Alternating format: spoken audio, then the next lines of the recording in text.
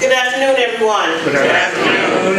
Thank you so much for being here this afternoon. What promises to be a very exciting discussion among two business professionals, our own Dean Collins and John Rogers from Ariel, who I think will have an introduction, but needs no introduction in terms of his business expertise and his ideas and leadership on a number of issues, including issues around diversity. I want to tell you a story about me, a personal story about me, because it relates to John Rogers and a very early time in my career.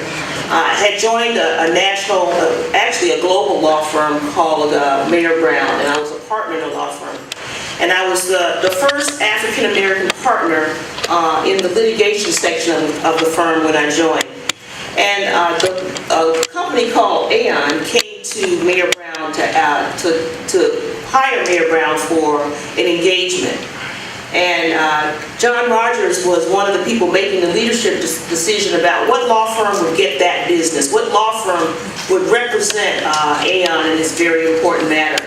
And one thing he said to the team, he said that I don't want to hire this team unless I see some diversity on the team. Now, you know what that means in a business context when an executive demands that the team that goes forward and does business for that company mirrors a society that supports the business of that company. And that's an early decision that John Rogers made. And my law firm went scrambling, and they came and looked around, and I was available, prepared, and capable of assisting them in the project. And I want to thank you for that, your leadership on that.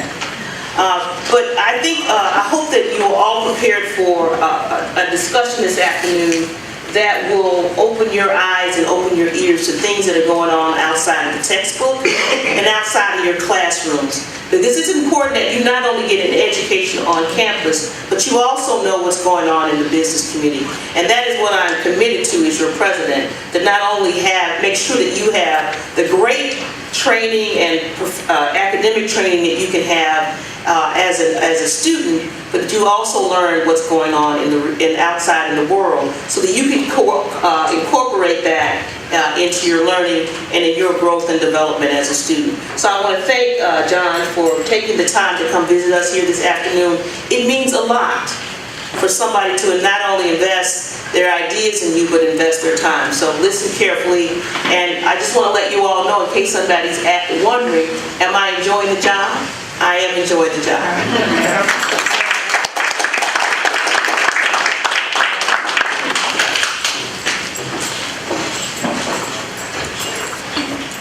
Okay, to echo something that the president said, for African American Studies, we understand education to be not just information, but how you can apply that information to real life, right? So we have active learning, where you have to actually engage the community, and where you have to put what you're learning into practice to demonstrate that you're not just filling your mind with facts, but that you're understanding how it works. So I'm so excited about this event today. This is very powerful, right? To have, first of all, we try to break down the wall between community and university, right? So we like to bring the community in and all of these things. So imagine having somebody from the South Side. People all the time tell me these stories, we went to grammar school together. I'm thinking, what? You went to, South Shore, always talking about John Rogers Jr. They went to school with him and blah, blah, blah, all of this stuff. So this is very powerful. I explained to my students in class today that often some of the criticism, like when we talk about even like the Black Power movement and things like that, people from that movement will say that they didn't focus enough on economics, right? We have a moral strength and fortitude, but in a society that's capitalistic, you also have to have funds to do stuff. And that's a part sometimes we often miss, and we haven't been taught things. So I think this is a great opportunity for us to hear the story of somebody who navigated that space. right, who come from the community and have navigated that space in a mighty way, you know. And so then let me bring forward Dean Collins, right? Derek Collins serves as the Dean for the College of Business at Chicago State University. Under Mr. Collins' stewardship, the College of Business has expanded its curriculum offerings to enhance students' industry-specific and technical proficiencies, including entrepreneurship, provide international business training and exposure via global internships, in addition to positioning the college to offer an MBA program that will begin in 2019. Give a round of applause for Dean Collins. That's been new, an MBA program in 2019. So then he's going to introduce to us. Thank you, Dr. Delaney. Did everyone hear me here? Okay. All right, fabulous. What I'd like to do is first say, John, welcome to Chicago State University. It's our absolute pleasure to host you today. It's actually my absolute privilege and honor to be able to sit here and speak with you today. And I'd like to do is bring out your resume by a few questions about the John Rogers story. Just a brief introduction. John Rogers Jr., who is the founder, chairman, and CEO of Arrow Capital Management, which is the first African-American capital management firm in the U.S. and the most successful, which today stands at approximately $13 billion under management. That's billion with a B, just in case you didn't hear me correctly. The John Rogers story is one that's something made of legend. This story is worthy of a Hollywood screenplay and right here in our backyard. And we're glad that you come to share with us today. And I'd like to just kind of jump right into it. Your father was a Tuskegee Airman, was a University of Chicago Law School graduate. He began buying you stocks for Christmas and birthdays when you started, 12 years old. So instead of a 10-speed bike or a G.I. Joe with a Kung Fu grip, you got stocks. And so, you know, so how did that impact your thinking about finance and investments at the right age of 12 years old when you started getting stocks?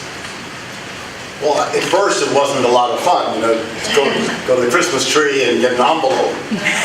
But what my father did that was smart was back then, if you owned, you know, blue chip company, the kind of companies he invested in for me, with General Motors and Exxon and Commonwealth Edison, they all paid dividends.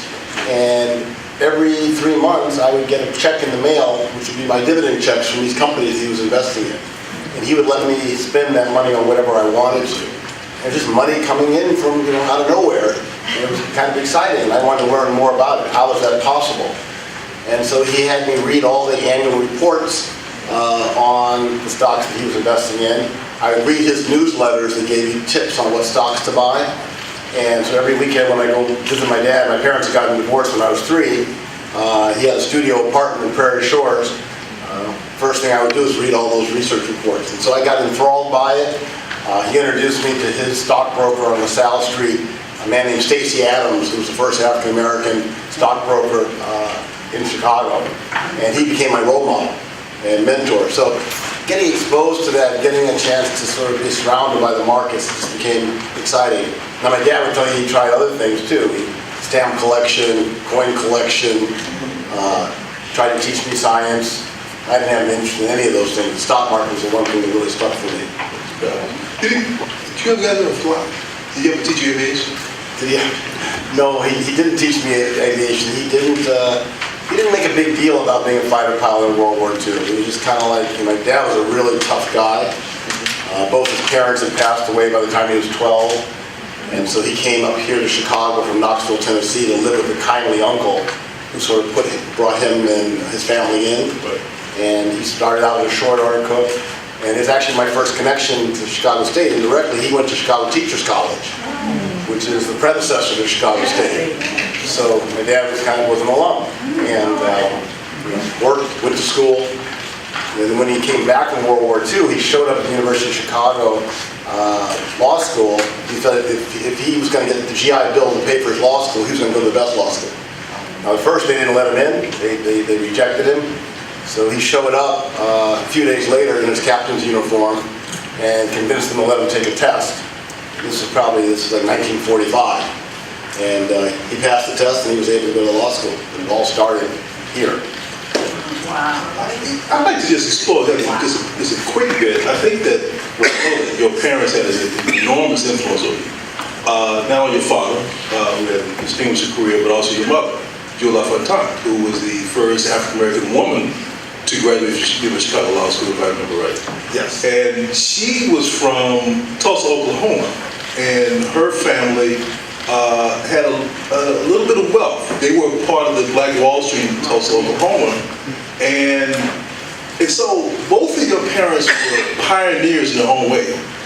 And I'm just curious as to if some of that pioneering spirit, that the spirit of overcoming adversity, seeped into the John Rogers Jr. DNA. There's a lot there. I think one thing I would start with to say is that my great-grandfather had the Stratford Hotel in Tulsa, which is part of the Black Wall Street back then. And many of you might know the story of the Tulsa riots in 1919 when there had been a dispute with the white community, the kind of thing that, as we know, is plaguing our country for far too long. And so the white leadership decided to firebomb the Black Wall Street and destroy all the wealth there, all the buildings there, all the businesses there, all the businesses and all the success. So my great-grandfather had to flee Tulsa with no assets, having to start all over again. And my grandfather was a lawyer and helped protect my great-grandfather from being extradited back to Tulsa, where because he'd been a leader in the community, they wanted to bring him back and have him stand trial and for causing those riots, which of course was totally unfair. So ultimately, my grandfather was the one that helped save his father's life. And so this entrepreneurship in our family goes way back, and the pioneering spirit of people willing to try things and not be afraid of the power structure. I think it started at an early age. And so my mom grew up in a much more privileged background than my dad had, and grew up here in Chicago, and went to Oberlin College before she went to the University of Chicago Law School. She met my dad on the first day. So she was class of 46 and he was class of 48. The last thing I always talk about on this is that my parents were very, very different. I mentioned earlier they got divorced when I was 3, but my dad lived in a studio in Prairie Shores, and my mom had a nice big house in Hyde Park. And I would go back and forth between these totally different households. My dad had a Pontiac, my mom had a Cadillac.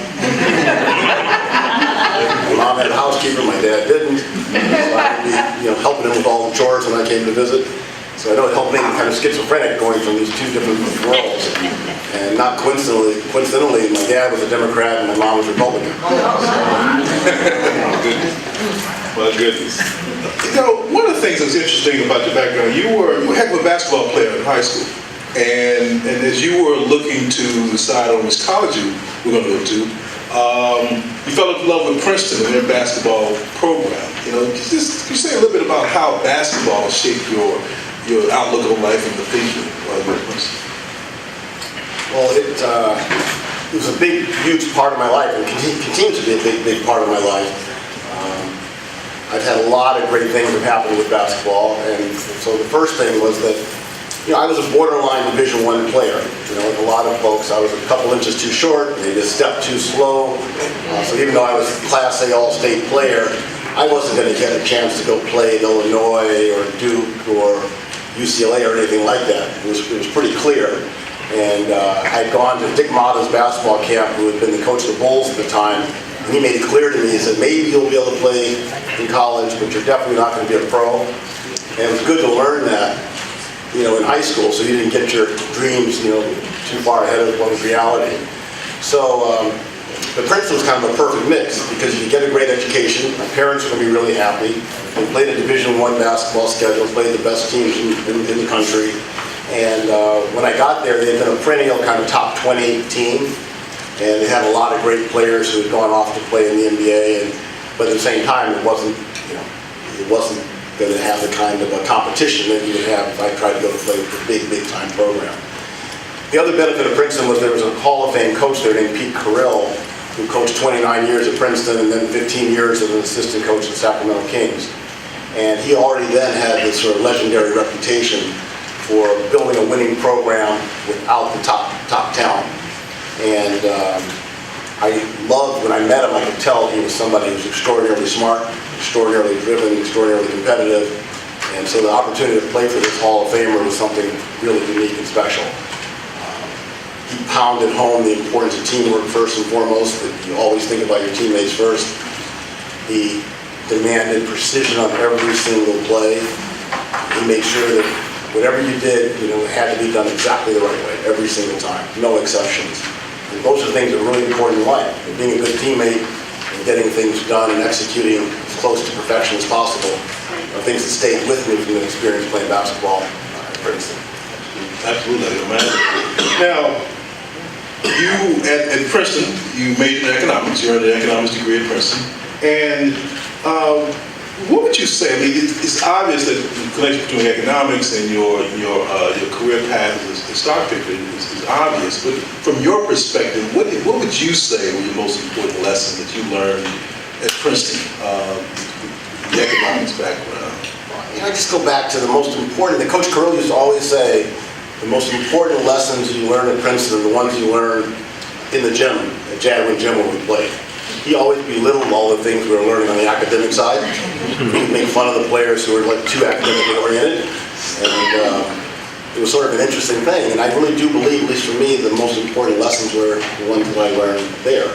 And this pounding home that if you're going to be successful at whatever you do, to think about other people first. It's just something that changed my life, because I mentioned earlier I'd grown up sort of as this privileged, a little bit of a privileged kid. I was an only child. Everything's gone really well for me. And you thought about yourself a lot. I think about how many points I was scoring in high school, what my statistics were, and how I looked and how I was playing. It was all about me. And when you go to play for someone who made you see it was all about the team first, it's this transformative thing. It just changed my whole outlook on life. And the way that I looked at every problem, the way I thought about how I built our organization. It was all that sort of singular insight that was really, really new and different to me. And every coach talks about teamwork all the time, but most of the time they don't really change behavior. He was such a great teacher. He taught, I said once when I got this nice award at Princeton, the Woodrow Wilson Award, which is given to the person who best epitomizes Princeton in the nation's service. And Coach Carrillo was there, and I was able to tell him that he was the best teacher that I ever had. And I meant that. He kind of got kind of teary, and he was a really tough guy. So to get him a little emotionally involved was something that was kind of horrible. So by far that was the most important thing. The other thing I would say at Princeton, I learned. There was a famous professor there at the same time while I was there named Burt Malkiel, and he wrote a book called The Random Walk Down Wall Street, which is arguably the most successful investment book ever written. It's got like 10, 12 editions, and he's kind of a legend from that. And so it was kind of nice that he was there, and I got a chance to know him a little bit, and that book had a profound impact on me. So I wouldn't have read the book if I hadn't been an economics major.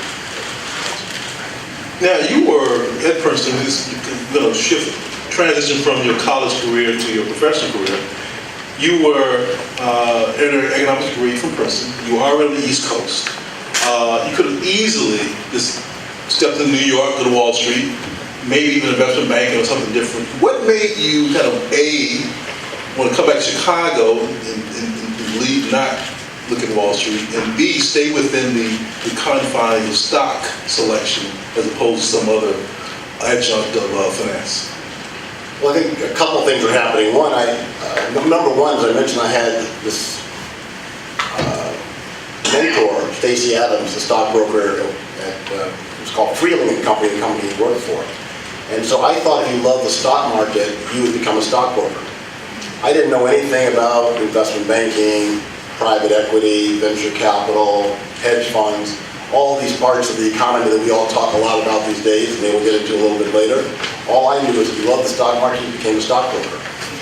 And I knew that Merrill Lynch was the biggest stock brokerage firm in the world. And so I applied for the Merrill Lynch corporate internship program that would help you get into Merrill and learn all aspects of the financial service industry. Unfortunately, after several interviews, they rejected me. So I didn't have a choice to go to New York and work on Wall Street. I interviewed there, but they again said no. So the other way that Princeton was helpful, there was a Princeton alum who worked at Continental Bank in Chicago at the time, which is now Bank of America. And he introduced me to another Princeton alum, a guy named Ned Janata, who ran a firm in Chicago called William Blair. And he played football at Princeton. And so he got me in the door. I had a couple interviews, and I started working at William Blair as a stockbroker. An old-time friend is here, Pam Pickett, who was one of my early clients. When I would go and speak to investment clubs and church basements and everywhere I could go to get somebody to be an investor. Pam was one that believed in me. So, thank you.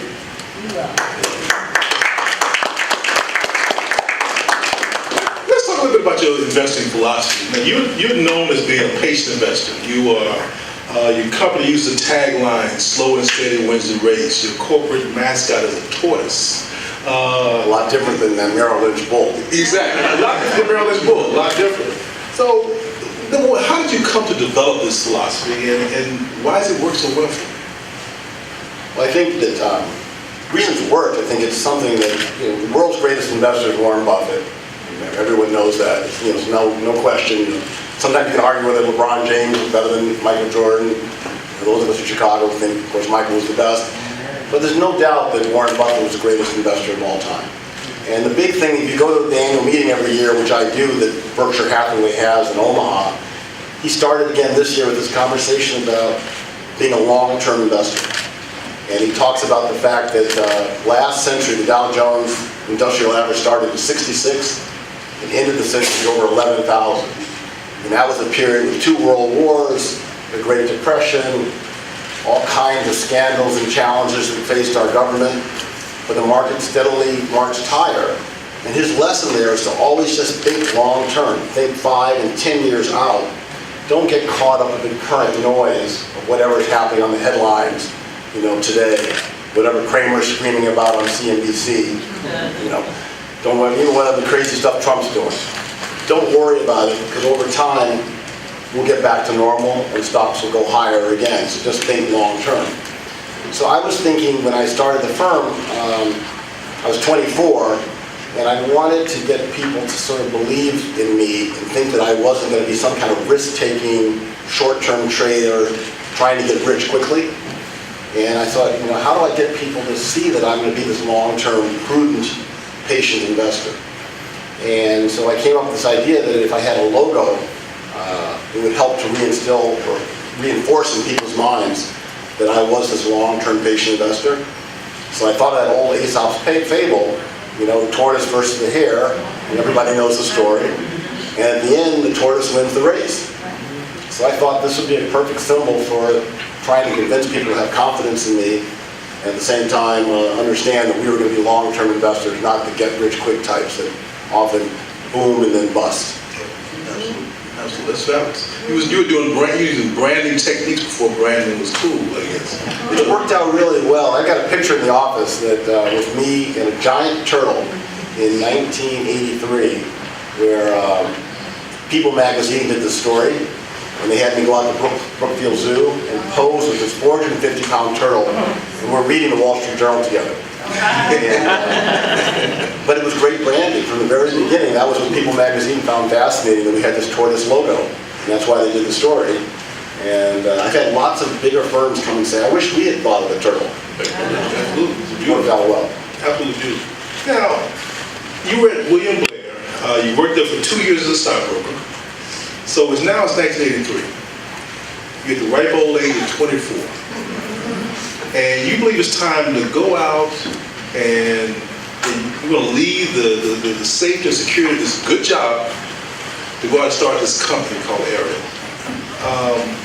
What happened in those 2 years that made you think that you could go out and start a company at 24 years old, let's be in the financial services industry, in an area where no African American had done it before? I think the first thing was my stocks were working. When I was at William Blair during those 2.5 years, I was going out and doing my own research. I would read through everything I could, trying to find new stock ideas, and then I would get on the plane and go visit those companies. And the company didn't really approve of that at William Blair. They wanted you to just recommend stocks that were on their approved list, where their analysts and their research folks had done the homework on it. But that wasn't interesting to me. Their stocks I thought were kind of more growth-oriented, more expensive stocks, and my philosophy was to focus on smaller, medium-sized companies like William Blair, but to buy them at bargain prices, not buy them at expensive prices. And I wanted to be more of a value-oriented specialist in small and mid-sized companies, and William Blair was more of a growth firm in small and mid-sized companies. We both believe in this idea. If you did original research on smaller companies, you could find companies that were not well understood by others on Wall Street and get in early. And that was kind of the idea, that we would get in early on these smaller companies that were growing faster in the market, and we would buy them at a bargain price. And the stocks that I bought did really well. So it gave me confidence that I was getting off to a good start as a stock picker, and that if I started my own mutual fund and money management firm, we would be able to outperform our peers and competitors and be really, really successful. The second thing I think was clearly an inspiration. Here in Chicago, we had such a history of great, successful African-American entrepreneurs. So I was fortunate, through my family to get to know people like George Johnson that had created Johnson Products. Not far from here was Afro Sheen and Ultra Sheen hair care products. And John Johnson had created Ebony and Jet Magazine and had that famous Johnson Publishing building on South Michigan. And they had all started their companies at an early age. And they all had their specific niche, John Johnson with publishing, George Johnson with haircare products. And so I thought if I could specialize in a field where there had never been an African American in it, maybe we could be successful too.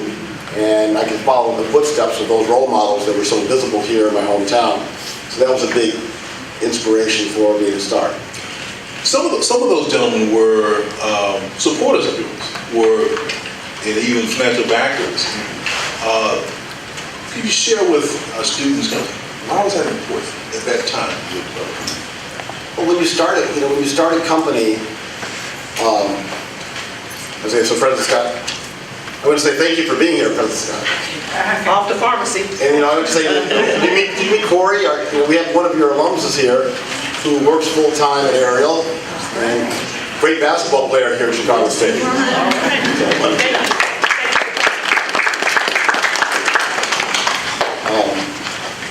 So you're asking, sorry. No, I was saying some of those titans of the Chicago, Black Chicago entrepreneurship history. So were supporters of yours, and even some of them even financial backers. And I was saying, why was that important at that stage of your career? I have to talk to Reverend Jackson about this a lot. That it's a stereotype when you start a small business, you need access to capital. And that is important, but most importantly, I think, as an entrepreneur, you need access to customers. And so, as you know, most of the white families living up on the North Shore or the West, who I didn't have deep relationships with, they weren't going to be hiring a 25-year-old money manager to manage the money. They had their financial advisors, they had their wealth advisors, they were all locked up. And so it was natural to go to folks in your own backyard, families and people that you knew and your family knew who would be those early clients. So, and when you're trying to build a track record as a money manager, the only way you can do that is to have money to manage and then show people that you're doing that effectively and outperforming your peers. So the fact that George Johnson gave us some of the money from his George Johnson Foundation to manage, and John Johnson gave us some of the money from his family wealth to manage. They were early clients that allowed me to build a track record, and then I could go to bigger clients and bigger pension funds and try to get a chance to manage their money also. So those early clients are just critical. Others, Tom Burrell from Burrell Advertising and his wife Barbara Burrell, his ex-wife at the time, were very, very supportive of Burrell Advertising. Cecil Partee, who was the city treasurer, got us $1 million to manage for the city of Chicago. Those are all early clients here that made all the difference of us making it through those first years and not failing. That's tremendous, absolutely tremendous support. Question, why did they trust you? You were 24 years old. You still, just out of college. And they trusted you to manage a portion, not all of it, but a portion of their real wealth. Why did they trust you? Well, first, I'd always say they didn't give me a large portion of it. And I always remember municipal employees in Chicago had $1 billion pension fund, and they gave us $1 million to manage. And they parceled it out in $300,000 chunks, and just to make sure that I didn't lose it all. But I think that they could see that I had a passion for investing. They could see that I loved what I was doing. They could see I was a pioneer, since there had never been an African-American firm to do this. They wanted to help support the first firm doing this. I think they were inspired by us being early into the game. And I think they also could tell that I had an investment strategy and philosophy that was relatively unique. And they could tell that I believed in that strategy and philosophy of buying small and mid-sized companies, buying them while they're out of favor, and making sure they were good quality companies that could be around for the long term. And I think I could articulate a reason. And then finally, I created a newsletter called The Patient Investor back in 1983. And in every newsletter, I would write about our investment strategy and our philosophy. I would explain why I was buying this stock or that stock, or why I was selling this stock or that stock. I would do interviews with other portfolio managers. So I think people could see that, I was really steeped in the world of investment management and stock picking, and just trying to be thoughtful about it. They could feel that. Now, for most mortals, for most entrepreneurs, starting a company is hard. Did you find those early years difficult? It was interesting. In the beginning, I went to, most entrepreneurs, I went to family and friends, and I raised enough money, I thought, to last me 2 years, a couple $100,000. I always tell people my mom gave me all of her liquid assets. My dad gave me what he thought he could afford to lose. And everyone else, from Valerie Jarrett's parents who were investors who lived down the block to, my former clients at William Blair. Everyone that I could go to, I got that capital. So I was quite nervous about losing their money. But I also didn't ask people for more than $10,000 or $20,000. So I thought, if things go really bad and I lose everything, I'm not really crushing these people. They are really giving me what they can afford to lose, except for my mom. And so it was stressful, but it was a manageable stress. And in the beginning, you didn't have a lot to do. You'd come to the office. I had a friend from high school who was my deputy, and we'd hope there was some mail. We'd hope we had some phone calls. And I spent a lot of time over at Illinois Center playing video games. Back then, they had those video game parlors where you could just play and hang out at McDonald's. These kids don't know what you're talking about. I know, that's right. Arcades. Arcades, right. Yeah. Pac-Man arcades and things like that. Centipede, Donkey Kong. Yeah. I was obsessed with those things.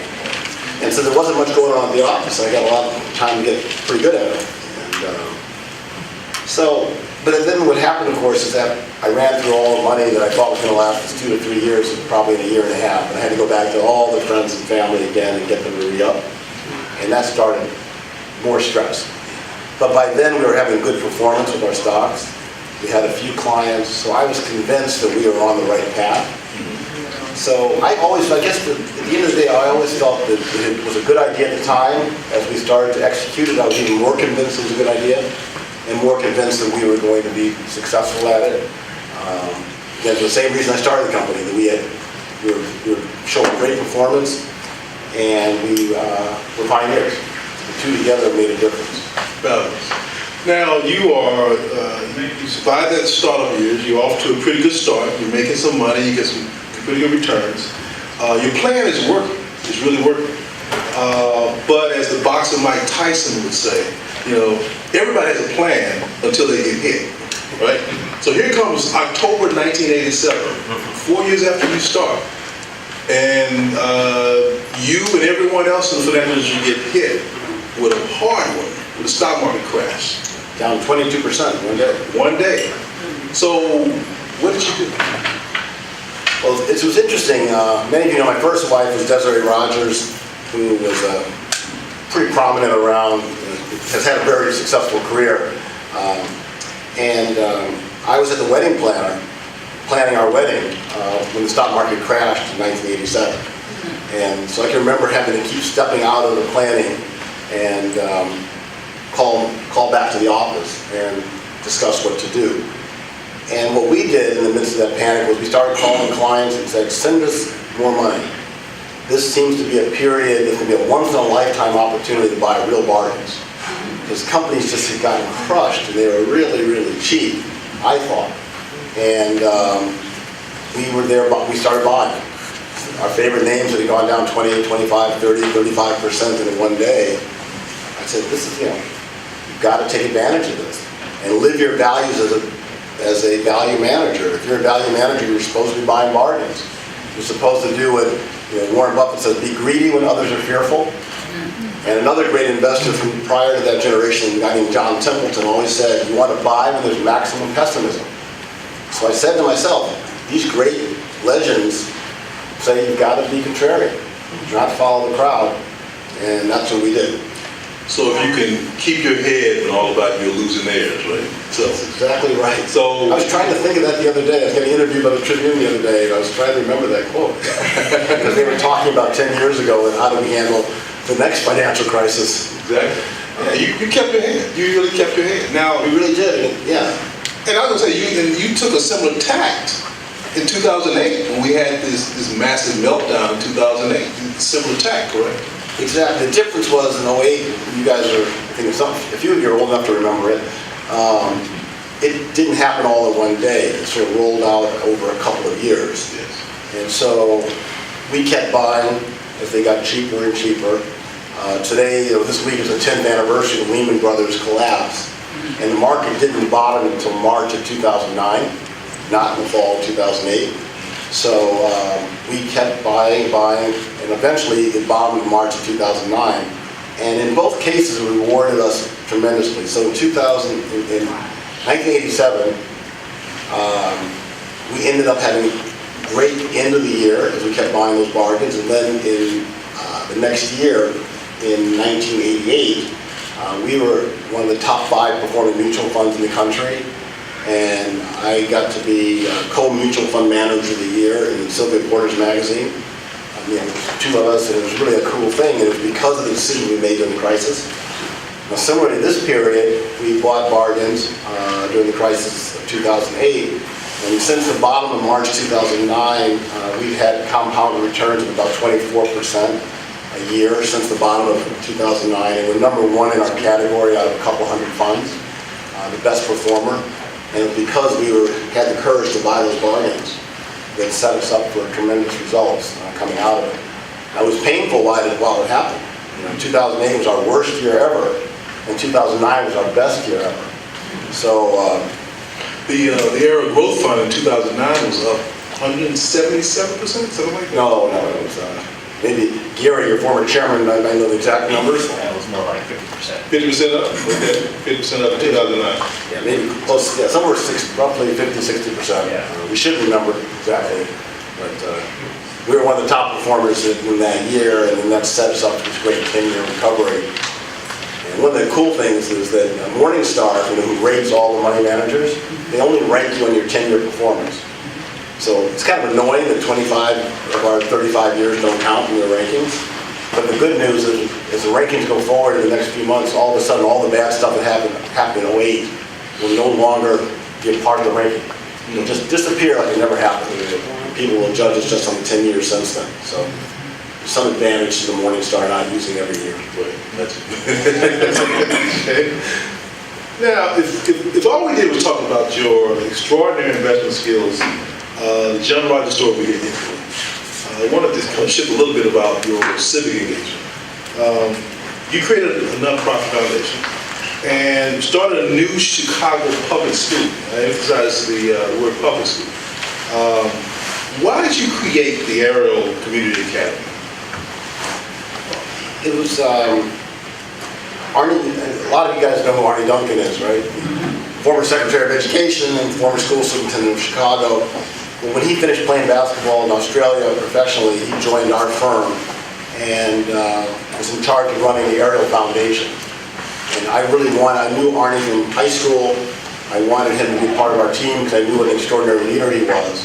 And the first program we created was an I Have a Dream program, where you adopt a 6th grade class and you tutor and nurture those young people and promise to make college affordable for them. And we had one of the more outstanding I Have a Dream programs. But Arnie and his sister Sarah decided that starting in 6th grade was too late. So they felt that we could start a small public school and have small class sizes, that we would be able to get out ahead of the curve and create real opportunity. It was in the same just small world kind of thing. We'd adopted the 6th grade class from Shakespeare Elementary School, and then it was closed. And the kids scattered everywhere, which made it kind of hard for our tutoring and nurturing, but we pulled it together. Well, then when we started the Aerial Community Academy, Arnie convinced the school board to reopen Shakespeare and allow us to create that small public school there in that same building. And the University of Chicago now has half of the school building is the new U of C charter school, and the other half of the building is our public school. And but it was really started with this idea that starting kindergarten was the best way to try to make a difference for kids in an urban community. And it's really gone really well now. It's over 20 years old, and we've had the same principal the entire time. Many of you might know some Aerial Community Academy graduates, which has been kind of great. We have 2 graduates of the Aerial Community Academy, work full-time now at Aerial, the company. And getting to know these young people in 5th or 6th grade and help get them thinking about a financial services career has been an exciting benefit. And then maybe you probably also know that after we started the school, when we've been open about a couple of years, we created a really robust financial literacy curriculum for the kids to teach kids about the stock market. And like what my dad did for me, give the kids real money to invest in the stock market. And when they get to 8th grade and they graduate, they get to share in the profits that have been created with their own investment decisions. So it's been a really wonderful story, and hopefully not only will kids be more financially literate and make better financial decisions themselves, become better entrepreneurs when they start their careers, but also a lot of them have gotten exposed to this world that we've worked in and learning about financial services opportunities that maybe they wouldn't have thought about if they hadn't gotten exposed to the Aerial School. It's absolutely fabulous. Absolutely fabulous. Now, part of your work, and I think some of your most important, impactful work, has been in the boardrooms of corporate America. President Scott related a story at the beginning of a program today about the impact that you had in the corporate boardroom at Aon. You serve on the boards of Aon, Exelon, McDonald's, New York Times Company, as well as a trustee of the University of Chicago, Rush Medical Center, and Chicago Symphony Orchestra, just to name a few. The Presidential Library or Presidential Center. Exactly, the Obama Presidential Center, that's correct. And what have you learned from these governance experiences? I would say, what have you learned from these governance experiences, and what have institutions learned from you? I'm sure everyone ever asked me that way. So I'll start with what I've learned, and then, so this is hard to do this with a short answer, because I've got so many things that I've learned over the years. But I've learned a lot about governance. How to manage a board, how to structure a management team, how to incentivize a management team, I came on McDonald's board 15, 16 years ago when they were right in the midst of a crisis. The stock had plummeted, it was down to like $12 a share. Now it's $160 a share. And to be able to see how a new CEO can come in and transition that company. I was on the board of Bank One when Jamie Dimon came in and resurrected that bank and turned it around before he sold it to JP Morgan Chase. So I had a lot of great learning experiences watching top CEOs come in and get a tough business back on track, which is important because, again, as you suggested earlier, you go through ups and downs in business, and having those experiences outside helped make me a better business leader. The other thing, when you're on a board, everybody else on the board are usually doing interesting things. Like at McDonald's, they have a top executive from Nike. They had a CEO of Mattel, the CEO of Hershey Foods, CEO of a major securities business, all kinds of different things. Miles White from Abbott Laboratories. So as someone who's in the business of learning about businesses and doing research on companies and industries to help inform my stock picking, to be able to go and talk to someone who's an expert in the food industry, or the toy industry, or the running shoe industry, or the healthcare industry, and just pick their brains about how they're faring in today's economy, or how they fared during the financial crisis, makes me a better stock picker, makes me a better informed business person. I'm a better bank analyst because I was on Bank One board. I understand the insurance industry a lot better because I was on the Aon board for 18 years and learned from Pat Ryan, one of the most outstanding insurance executives in the country's history. You got to learn governance from Andy McKenna, who's probably arguably one of the most successful governance leaders in the country's history. Extraordinarily good on succession planning and things like that. So I could go on and on and on. You can tell the lessons learned are, being on a board is one of those best things. It's actually better than advertised. You get a nice fee to go to 5 or 6 meetings a year, and then you get to meet all these fascinating people. I mean, because I'm big on the McDonald's board, I've been to Russia, I've been to China, I've been all over the world, places I would have never gone if I wasn't on those boards. I'm kind of a local guy. You know, I once said at a speech like this that so many people are trying to talk about being green and global. You know, global and green, you got to figure out how to do that as a business person. And I said, I'm kind of not following that trend. I'm more black and local, not green and global. I called Reverend Jackson, told him I had my first rhyme. So it was a pretty good start. It's a good start. So that's what I've learned. The other part of the question, what have I been able to maybe help people on boards, or the boards that I'm on, how I can help them?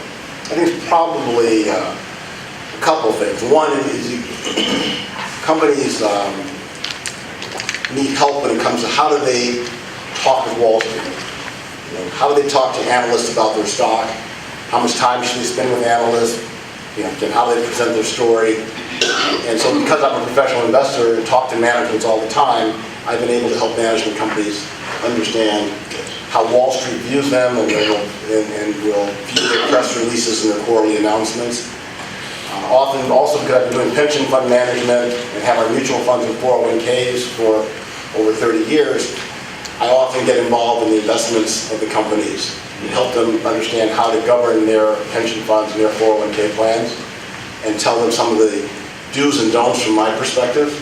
And in a place like at Exelon, I totally revamped the entire governance of the pension assets and helped them figure out how to do it in a completely different way, and that was really kind of fun.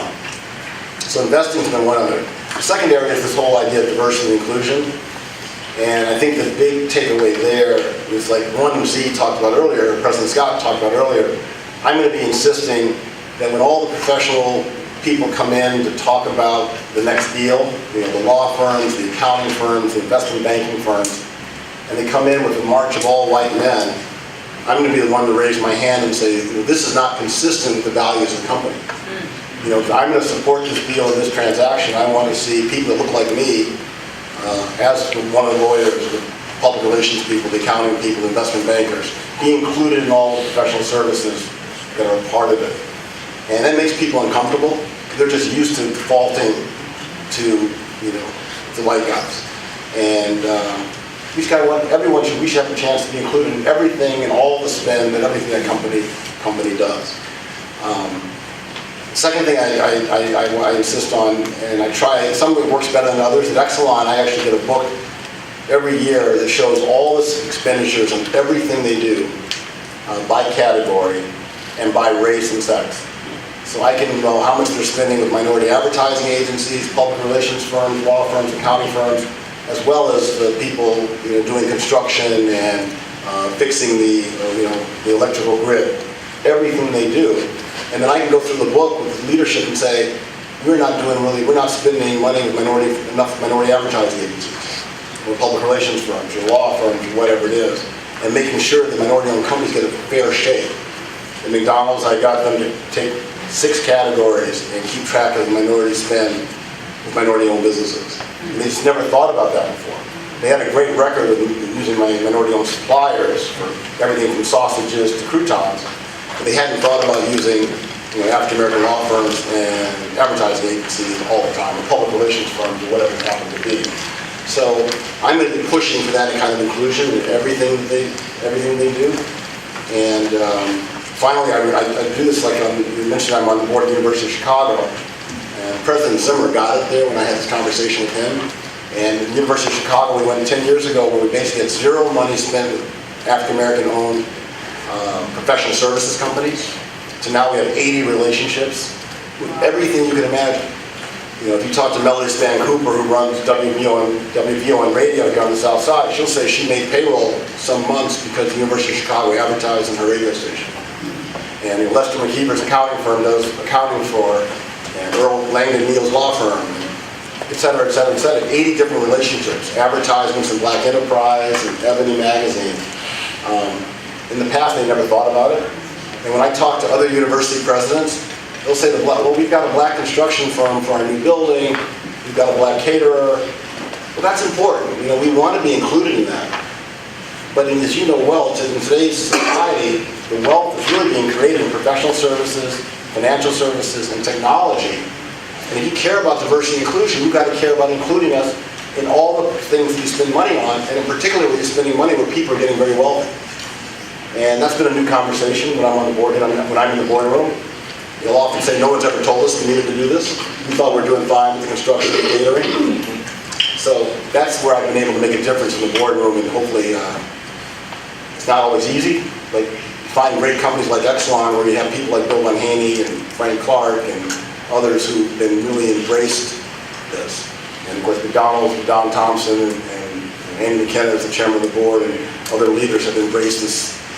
So it helps.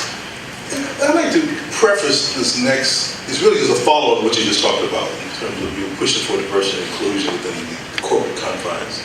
And I'm asking this for the benefit of us, the students. It's an obvious question I want them to hear from you again, is that you've been known to kick up dust for a while in corporate boardrooms on this topic. And I guess a couple questions. Why is that important? And you have to do it a certain way. So let's give you one at a time. Yeah, why it's important. Why is it important? I think it's important. One, of course, just it's morally the right thing. We want to have a just and fair society where we all get to participate fully in our capitalist democracy. So I think one is a fair moral issue. Number two, as Reverend Jackson often talks about, baseball became a much better sport when Jackie Robinson started to play, and Hank Aaron, and Ernie Banks, and Willie Mays, and Roberto Clemente. When you search for talent everywhere, the team's going to be stronger. So I think I'm going to help make my company stronger by insisting that they're searching for talent everywhere and bringing the best and brightest no matter what they look like, and get over some of the unconscious bias that's naturally there. So that's another reason why it's the right thing to do, an important thing to do. The third thing that's important is that we want to have wealth in our communities so we can create our own philanthropy and our own political empowerment. If you look at today, our two people running for governor, one's a private equity guy, one's a venture capitalist. Our mayor's an investment banker.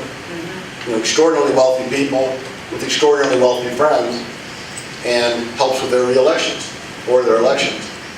So we need to make sure that we have wealth in our community so that we can elect leaders that are going to support issues that we care deeply about. And we want them to have the kind of ability, we want to be able to create our own philanthropy so that we're not always going to the White Foundation for philanthropic dollars. We're going to people that look like us who can write the checks to make our institutions stronger. And going back to the role models, I always use George Johnson as the best example. When he ran Johnson Products, he did everything extraordinarily well. So from a philanthropic standpoint, he would buy 70 tables every year to the Urban League Golden Fellowship dinner. He'd be responsible for 70 tables. When it came to political empowerment, when Dr. King came to Chicago desperate to make payroll, George Johnson was the one that made sure that all of his friends came together and wrote serious checks to Dr. King and SCLC when you desperately needed it. He made sure that Independence Bank, which is the largest black bank in the country that George Johnson started, he made sure that bank backed key loans for Dr. King. And presumably what I've heard is that Dr. King was overwhelmed with emotion when he left Chicago. He could not believe what the black business community was able to do for him at that critical time in the country's history. when he needed that kind of support. Of course, when Harold Washington got elected, our great entrepreneurs we talked about were so supportive of giving him the dollars that he needed to be elected. And then finally, when it comes to supporting other businesses, as you mentioned earlier, George Johnson and John Johnson did business with me. They did business with my mom's law firm. But they also were the largest advertisers in Essence magazine. They would prepay the advertising in Essence, George Johnson did, to make sure they stayed in business. He started Soul Train, the television show, with Don Cornelius. He used Burrell Advertising to do the advertising that became the largest black advertising agency in the country. So he paid it forward. He worked with black entrepreneurs throughout the South Side. And of course, at the end of the day, that created jobs at all those companies. And by the way, Johnson Products had over 500 employees at their plant on the South Side. So he was providing jobs and role models here in our community for our young people to see people that look like them going to work every day, being the CFO, Chief Operating Officer, the CEO of the company, and say, I can do that too. So for all those reasons, it's just so extraordinary for us to have strong African-American businesses and strong African-American business leaders so that we can do all those things we talked about, from philanthropy to political empowerment to job creation, entrepreneurship. It's a wonderful, great story if we do it right. And I would also argue that it's not a well-publicized story, but I would say that you, in particular, and a number of the black business folks in Chicago actually were responsible for really helping a young man named Barack Obama get on the scene in terms of what you guys did in sports and support. Well, it's interesting you say that. I was with him Friday night at an event where he spoke, and he talked specifically about that and called out several of Chicago leaders who had been engaged and involved early on in his campaigns, and how important it had been to support him when no one knew his name, and no one knew he had potential.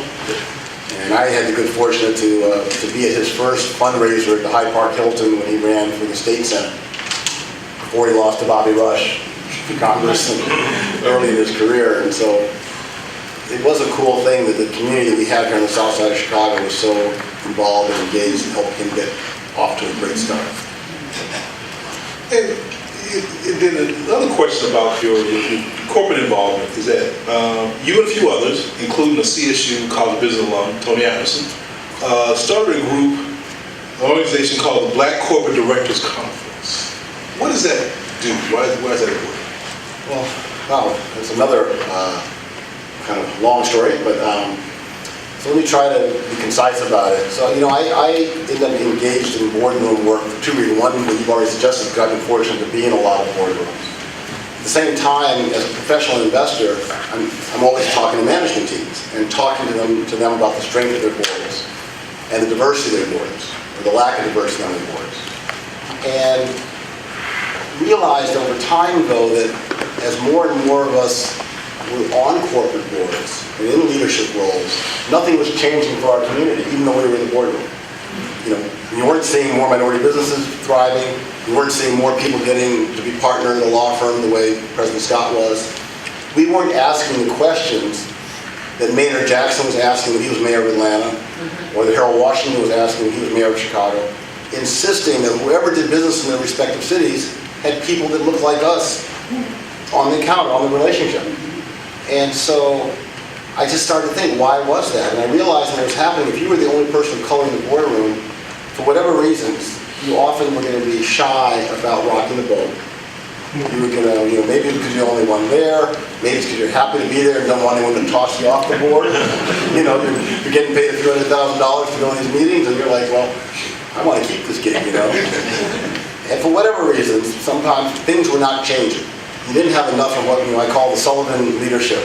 Leon Sullivan, way before your time, was on the board of General Motors, and he fought this good fight. And he created the Sullivan Principles to make sure that General Motors was doing the right thing in South Africa during apartheid. And he single-handedly created a platform to get that dialogue where it needed to be. But we didn't have enough of those profiles of courage in the boardroom. So actually, I went to a friend of mine, Charles Tribbett, who'd been the chairman of the Urban League Board. And he is a partner of Russell Reynolds, the large executive recruiting firm. And I said, Charles, we should start a conference for African Americans on corporate boards. And we'll have a couple of objectives. One, we all need to know each other. and build friendships, build relationships, reacquaint each other with people you've known throughout your career. Second idea would be learn how to be a leader in the boardroom. If you've been reading these stories this last couple of days about Les Moonves getting fired from CBS, if you read the stories carefully, they'll all talk about Bruce Gordon, who was the African-American lead director, spending the whole weekend negotiating the deal for Les to be fired. And so we've actually had Bruce come and talk to us at our conference about how to become a leader in the boardroom, how to make a difference there. And then the third thing we do at the conference, the idea from the beginning, and we still do today, is how to lead on civil rights issues once you're in the boardroom. How to be effective at getting change around the issues that we care about. And so that's what we started doing 17 years ago. Just this last weekend, we had, some people said our best conference ever. We had 370 people there. We had directors and significant others, wives, spouses, whatever. And we had the CEO of AT&T, Brandon Stevenson. We had Brian Stevenson, who's done this, built this great museum down in the South. He's very, very inspiring. We had Charlie Sharp, the CEO of Bank of New York. But we had a surprise guest with President Obama, and that's how I got to see him Friday night. He walked on the stage. No one knew he was coming, and it was like a thrilling thing. And over the years, this last year, we had Howard Schultz there, we had Janelle Monáe there, we had Kerry Washington and Shonda Rhimes last year. We've had CEOs from Don Thompson to Jamie Dimon to Jeff Immelt. It's just been an extraordinarily successful conference. And the final thing I'd say, every year to reinforce the points that we made, we have a conscience of the conference. So someone like Congressman John Lewis, former Ambassador Andy Young, Reverend Jackson, Harry Belafonte, people who knew Dr. King, marched with Dr. King, believed in his principles, have them come every year to the conference to remind people the responsibility we all have to fight for each other once we're in the boardroom.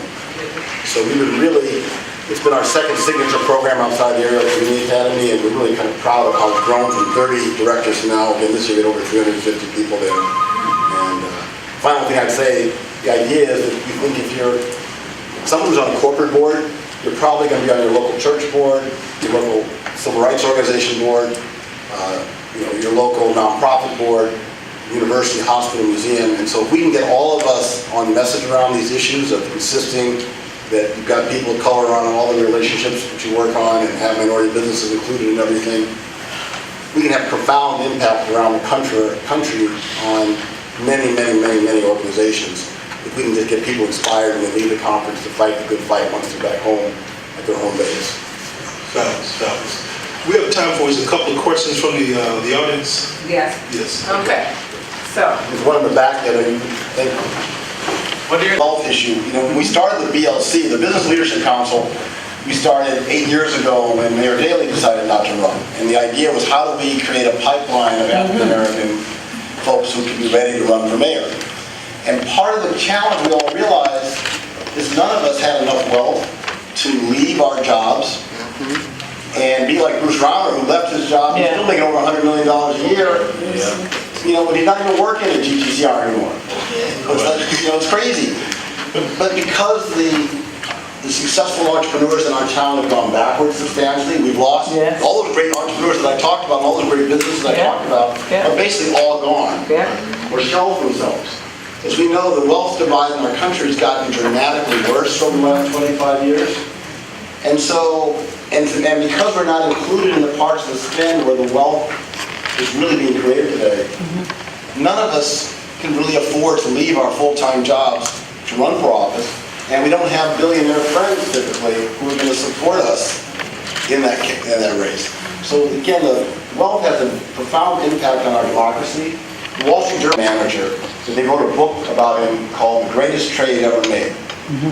How much money do you think that John Paulson made in 1 year as the most successful hedge fund manager in the country during that financial crisis?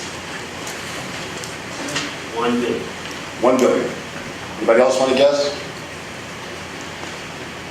All right, you made $5 billion. You're close. $5 billion in 1 year. Ken Griffin, who is supporting Bruce Rauner for governor, he's made often between $1 and $2 billion a year running his hedge fund here in Chicago.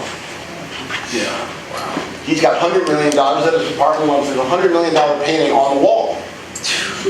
You think about the challenges our community faces, and this wealth divide just gets worse and worse. You know, the top private equity firm, one of the top private equity firms in the country is run by a guy named Steven Schwarzman, and he mainly makes $800 million a year, but he's worth $12.8 billion, roughly. And he controls 600,000 jobs through his private equity firm.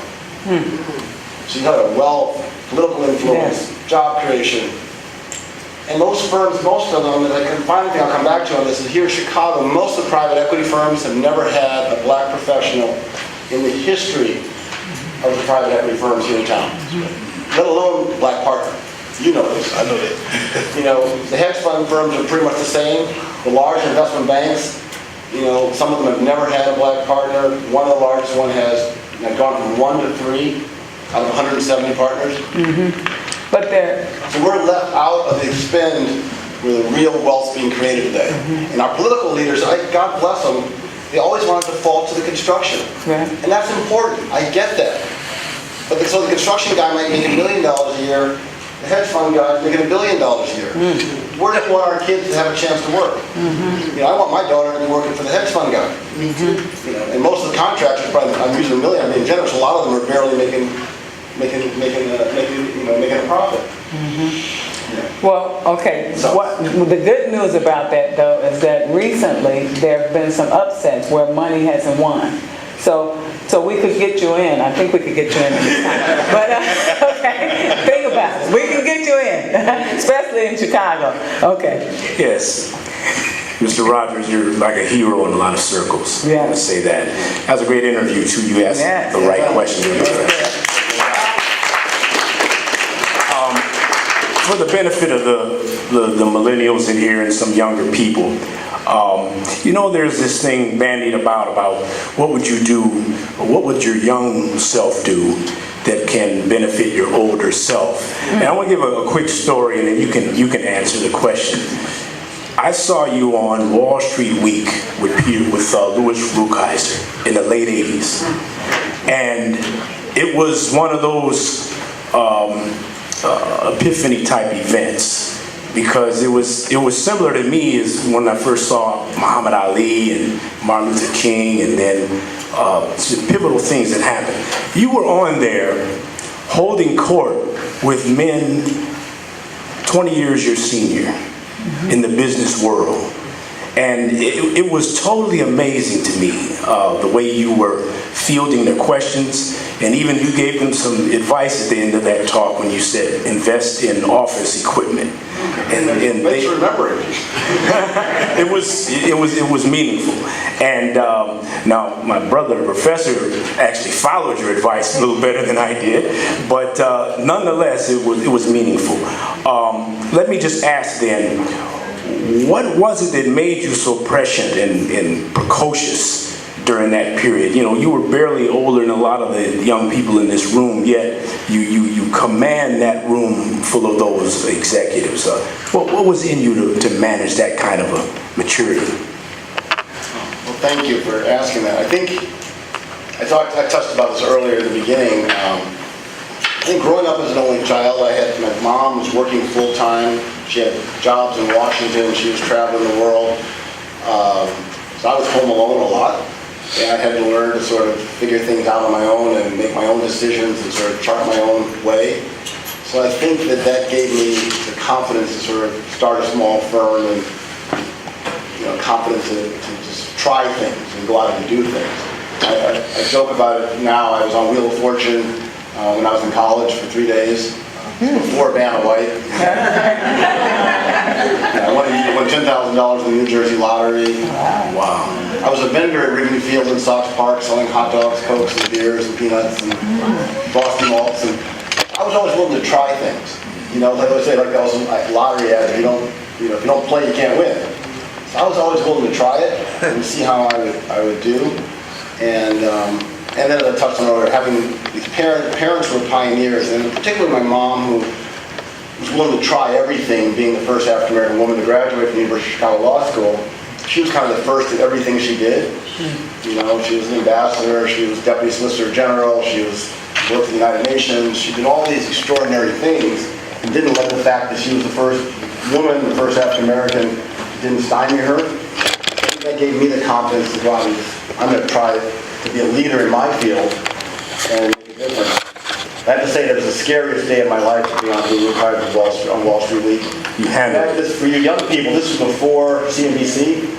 So there was this one financial show Friday night at 7:30, and they would have one person on the couch being interviewed by Lou Kaiser for 20 minutes, and the whole country was watching.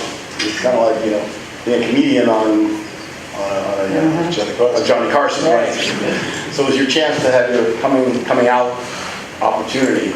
You did well. And then lastly, I really appreciate your awareness of our wealth disparity on a corporate level. That's really key, and I really appreciate that. So keep up the good work. Are you ever on Urban View on satellite radio? You might want to go on there because their direction seems to be going toward affluence and. I would love to. I think that's part of my job is to try to tell the story and tell the truth about these. Yes, indeed. We'll try to make that happen. Thank you. You have a business card? Hold on one second. And my special assistant is here, Kayla. He's got lots of cards, and Kayla worked at the White House and worked for Michelle Obama. So she's Howard grad, and glad she's here today. And you know, Gary was. Hold on. 1 second, Mr. Disruptor of things. Have a seat for a second. And then so Okay, anyway, Kayla's here on the right, and then Gary Rozier is the former chairman of Chicago State and a senior vice president at Ariel. Okay. It's nice to finally meet you, Mr. Rogers. I am Joseph Weiss, sophomore psychology major. But my question is, what are your thoughts on cryptocurrencies, and what advice would you give on individuals just starting out on investing? Right. Okay, well, so on the cryptocurrencies, I'd be first of all, Warren Buffett always says invest in your circle of competence. So only invest in what you really understand really, really well. So I have to say I am not anywhere near remotely an expert in cryptocurrencies. But I would be cautious because some of the people I respect a lot, like Warren Buffett's partner Charlie Munger, have been quite critical of cryptocurrencies and quite concerned about them. And anything that sort of like it goes up and up and up and up and up, and there's no real kind of you worry about it. So I'd be very cautious about it. But if you happen to have a feel for it and happen to be in your circle of competence, you might be able to trade it. But it does take trading skills and skill sets that I don't have, knowledge that I don't have. For young investors, I would say two things. One, for young people like yourselves, one thing I didn't do, which I was going to touch on earlier when I was younger, I wish I had known, I had these summer jobs at the ballpark. I wished I'd had an internship at the Princeton Endowment Office. Because there's no better place to learn about investing than working in an endowment office, because then all the asset classes come and present to the staff at the endowment office. Hedge funds, private equity, venture capital, international investing, real estate investing, everything. And most of these major endowments have summer internship programs. And the University of Chicago got $8 billion, Northwestern's got $8 billion, Harvard's $40 billion. There's a great place to learn, so I tell young people to do that. And then I tell people, go to Warren Buffett's annual meeting in Omaha and read everything that's been written about him that you can. There's been a couple of great books on his life, lots of great articles on it. You can watch him on CNBC regularly. So if you can learn from the best of all time, who loves to tell you how he does it, unlike being a great athlete where people can tell you how to do it, but you're still not going to be able to jump like Michael. Here, he's going to tell you what you can do as a normal human being to be a great investor. So everything Warren as a young person should read and study. And then finally, that Burt Malkiel book, The Random Walk Down Wall Street, is a great book to read. And finally, what would you consider would be the most important aspects to focus on? The success, the failures, or the advice of others? Well, for me, I guess I studied and tried to get advice from others directly and build relationships with people. So like now, I worked at getting a relationship with Warren. So now I can call him actually and ask him for advice. And I can go down to Omaha and have dinner with him. But I have lots of other friends who are really good at what they do that I can talk with and get advice and counsel when I'm under stress and need thoughts and advice. So having people, building relationships while you're young, and then 10, 20 years from now with the woman or man you're sitting next to, the CEO of some big company or some great entrepreneur or what have you, you built a relationship with them now where you can trust each other and believe in each other. And then when you need to get that call returned to that meeting, it'll be easy to do. So I always just tell people, build your relationship now, build a level of trust now, stay in touch in 2 years later, so that you just don't call somebody when you need something. I think that's important. So interconnection. Yeah, and what was the other part of your question? What would be the most important aspects to focus on: success, failure, or investment? What was the other thing to say is choose just try to be successful. I think you have to be a good teammate, as I said earlier. Live up to the commitment you make to others. You know, be a good listener. And somebody who's always just looking out for their teammates. I think if you have those kind of attitudes, you'll be successful at whatever you do. All right, thank you. So let me ask everybody else, try to limit it to one question, okay? Dean Collins, thank you for having this. Professor Delaney, thank you so much. John, good to see you, man. Good to see you. I want to just say a few things. Thank you for CAAPX. Aerial Appreciation Fund has done my family well.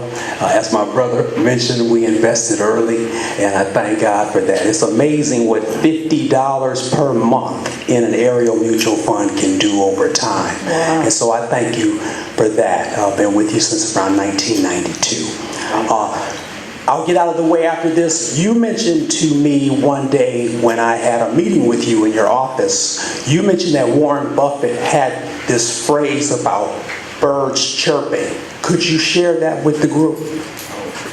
I'm not going to say it perfectly, but during the winter, 2008, early 2009, he talked about if you waited for the robins to sing, it was going to be too late to make money in the markets. So he said basically that spring would already be there. And so you have to be able to be out ahead of the curve before all the good news starts to happen. And that's what he's basically saying. When the birds start chirping, it's too late to, spring's already here. And so that's what's happening in the markets. You have to be ahead. Let me ask a quick question following Gerard.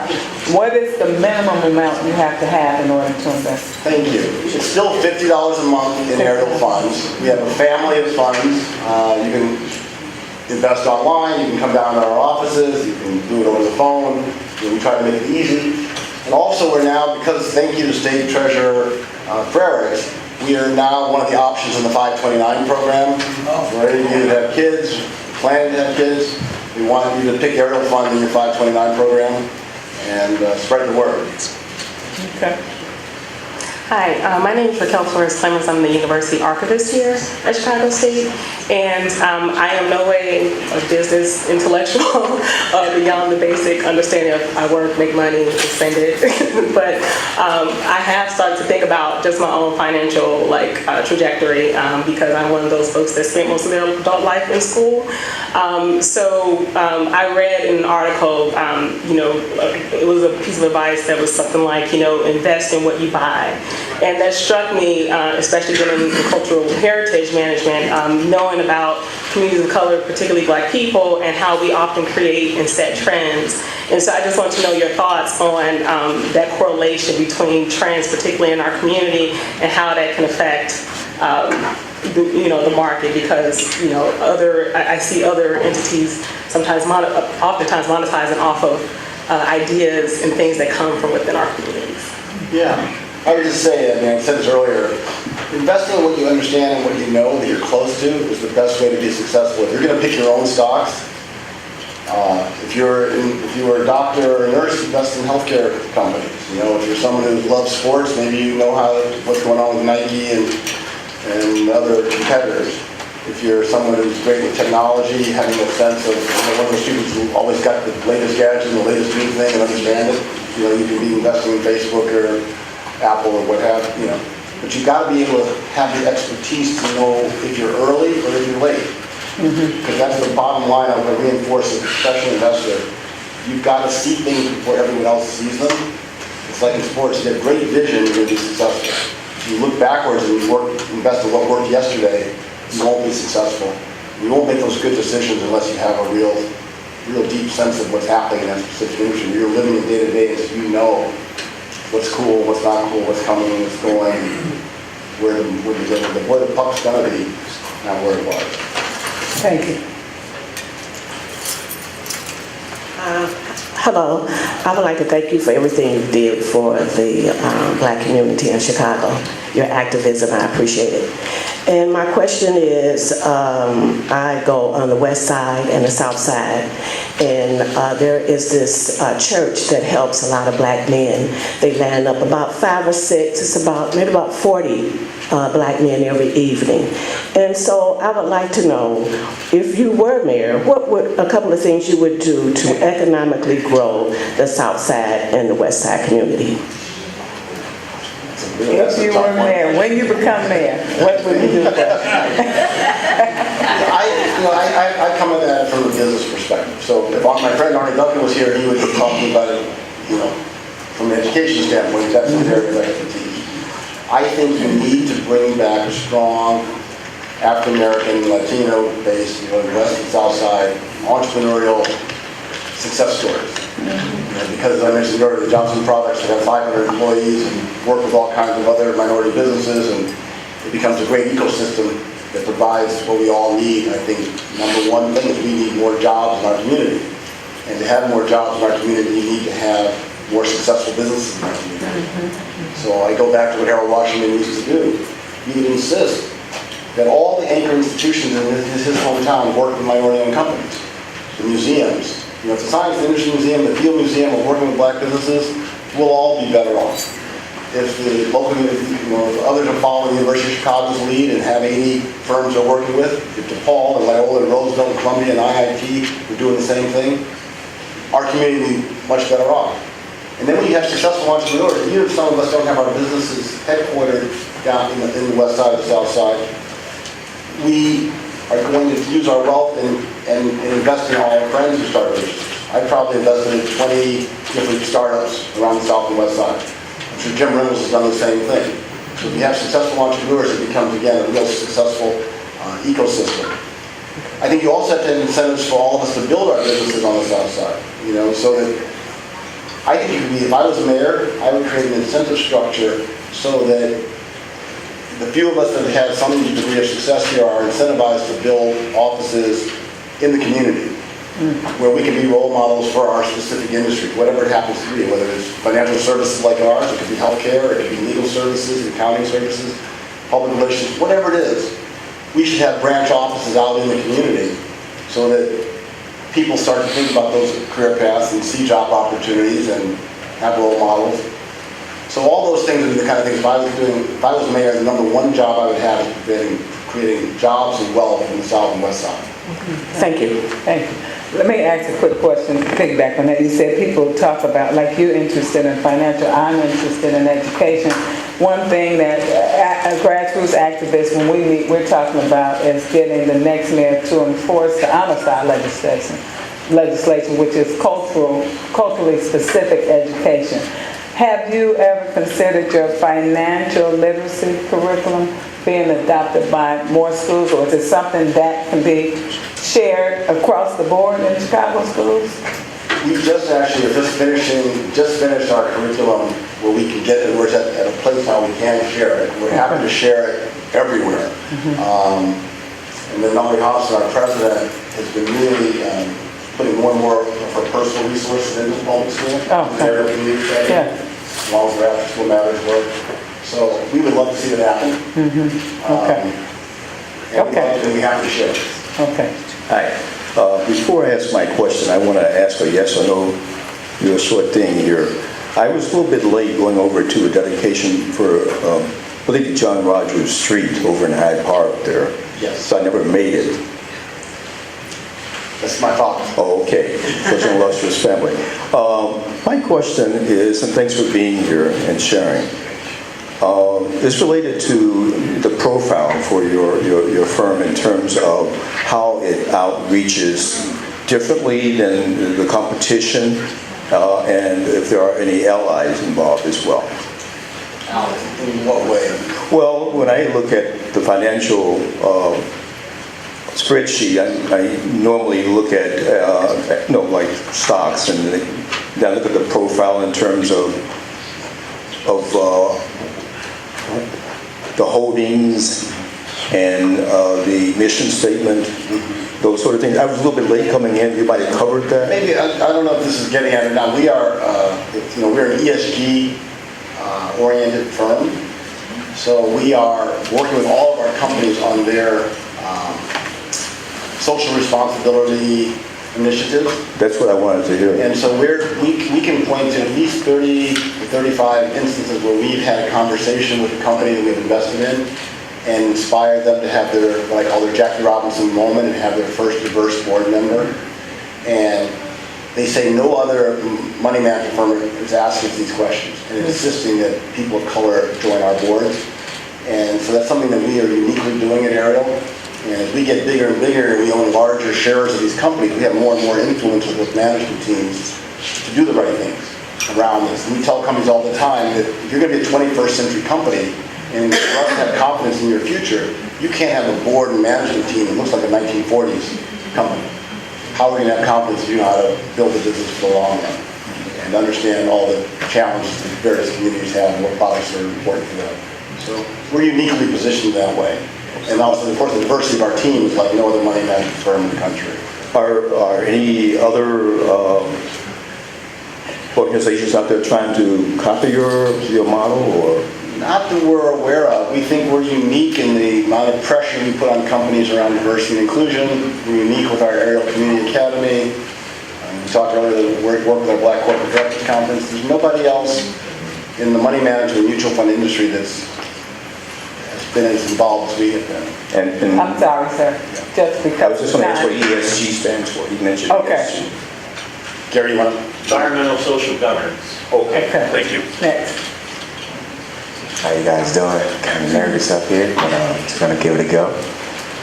So I graduated 2017 December, and breaking into the industry has been a bit tough, especially when a lot of times corporate firms are offering a lot of retail banking positions instead of like more commercial.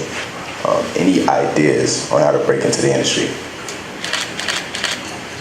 I think that's a tougher one. I mean, if you come down, and we often, well, we do a lot, and we have people come down and meet with, I'm there myself, and then our head of human resources and other leaders in our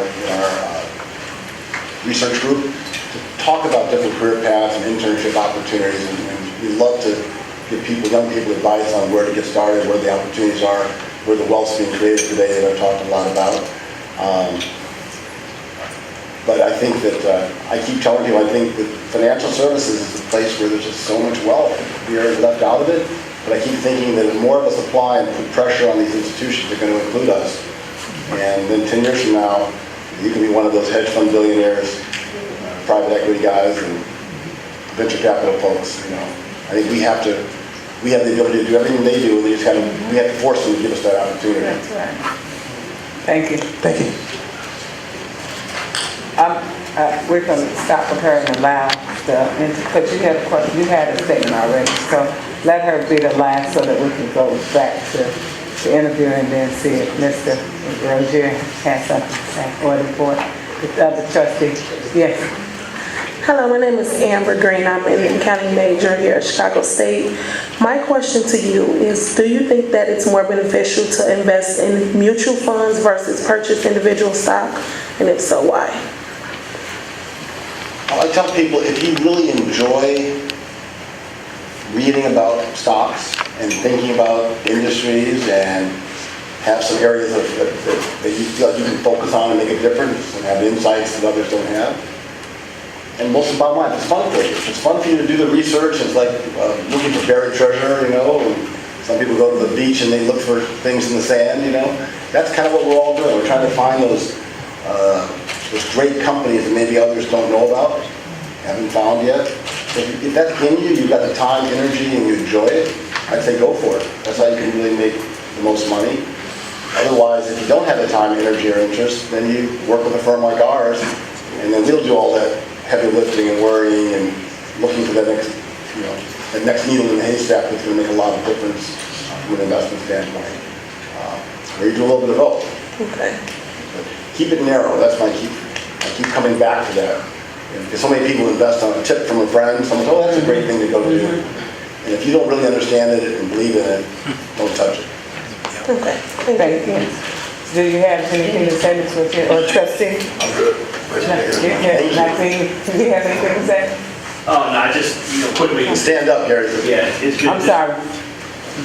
We're past. Two great, two great joys of my life to have worked for Ariel for the last 13 years, but also have served this institution for the 4 that I did. So I feel like I'm pretty lucky. Also have had a turtle as a mascot twice in my life, Dr. Collins. One at Ariel and one at University of Maryland. So, Okay.